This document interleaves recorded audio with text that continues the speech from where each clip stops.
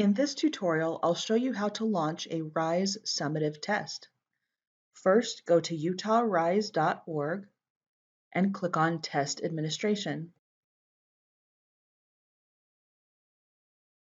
Then log in using your Utah RISE password and your Jordan District email address.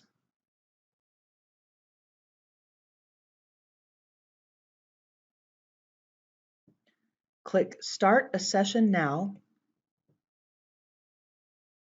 to launch a test session.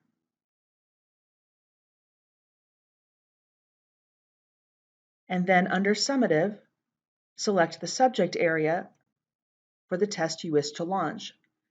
You will get a warning that you are about to administer a summative assessment. If that's what you intend to do, click OK. Then click Start.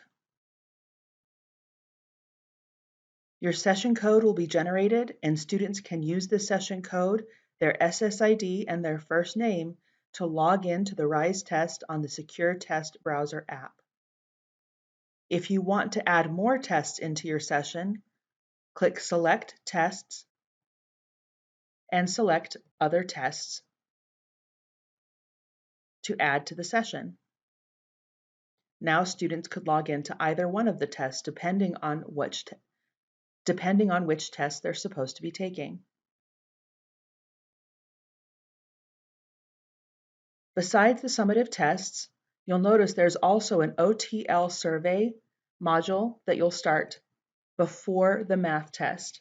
Remember, this is the Opportunity to Learn survey that will be started before the math test, and it takes about 10 minutes to complete, and you'll just launch it like you would any other session.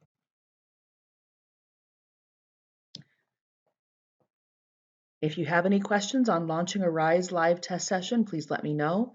You can reach me at brooke.anderson@jordandistrict.org or at 801-567-8393.